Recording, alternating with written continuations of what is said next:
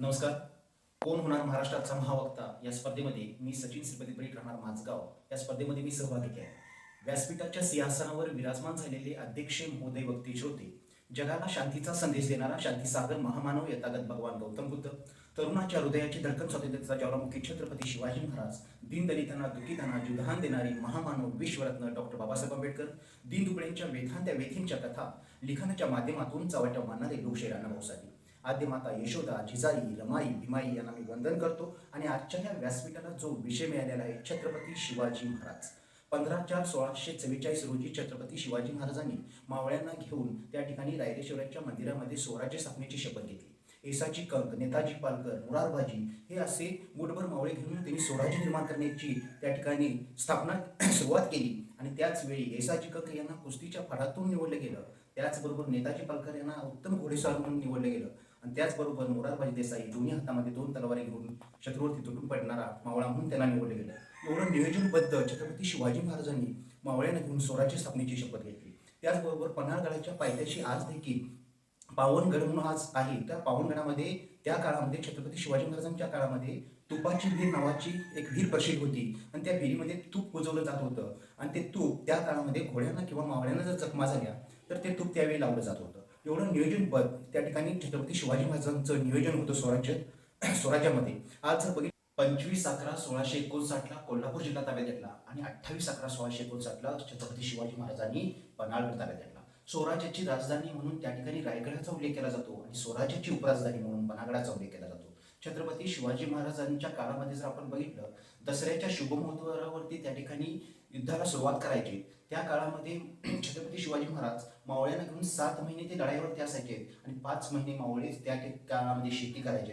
एवढं त्या काळामध्ये छत्रपती शिवाजी महाराजांचं नियोजन होतं. म्हणून छत्रपती शिवाजी महाराजांचं कार्य विचार आजच्या पिढीला महत्त्वाचं आहे. आज जर बघितलं तर 28/11/1659 ज्यावेळी छत्रपती शिवाजी महाराजांनी पन्हाळगड ताब्यात घेतला आणि पन्हाळगड ताब्यात घेतल्यानंतर ही गोष्ट सिद्धी जोहरला समजली. सिद्धी जोहरला समजल्यानंतर छत्रपती शिवाजी महाराज 4 महिने पन्हाळगडावरती होते. आणि सिद्धी जोहरच्या वेड्यातून आपल्याला निष्ठायचं आहे, आपल्या मावळ्यांचं या ठिकाणी हाल होऊ नये म्हणून त्या ठिकाणी छत्रपती शिवाजी महाराजांनी सिद्धी जोहरच्या बरोबर तह करण्याचं ठरवलं. आणि त्याच ठिकाणी त्या रात्री 12 वाजता 3 दरवाज्यामध्ये छत्रपती शिवाजी महाराजांनी बैठक घेतली. बाजीप्रभू देशपांडे, बांदलगुरू हे सर्वजण होते. 2 पालख्या करायचं ठरवलं. पहिल्या पालखीमध्ये छत्रपती शिवाजी महाराजांना बसवायचं होतं आणि दुसऱ्या पालखीमध्ये कोण बसणार हा प्रश्न होता. आणि त्याचवेळी नेबापूरमधील नाभिक समाजातील वीर शिवा काशीद हा मावळा समोर आला. जसं छत्रपती शिवाजी महाराजांचं बोलणं, दिसणं हुबेहूब तो शिवा काशीद छत्रपती शिवाजी महाराजांच्या सारखा दिसत होता. शिवाजी महाराजांचा ज्यावेळी त्यांनी ड्रेसकोड अंगावरती घातल्यानंतर छत्रपती शिवाजी महाराजांच्या समोर उभा राहिल्यानंतर छत्रपती शिवाजी महाराज भारावून गेले.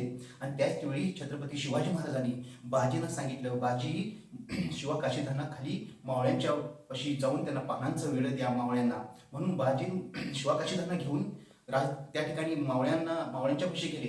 आणि गेल्यानंतर पानाचा वेळ दिल्यानंतर मावळ्यांना माहीत नव्हतं की छत्रपती शिवाजी महाराज खरे आहेत का खोटे आहेत. एवढं देखणं रूप त्या ठिकाणी शिवा काशीदांचं होतं. नियोजन ठरलं. सकाळी राजदिंडी मार्गे पहाटे 5 वाजता दोन्ही पालख्या निघाल्या.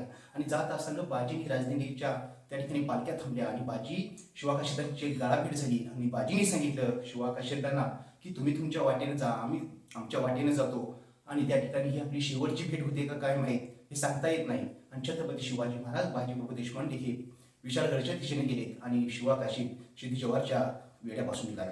वेड्यापासून जात असताना त्या ठिकाणी सिद्धी जोहरचे प्रत्येकान नावाचा जो सरदार होता त्याने ती पालखी अडवली. आणि पाहतो तर काय त्या ठिकाणी छत्रपती शिवाजी महाराजांना पाहिल्यानंतर त्यांना आनंद झाला.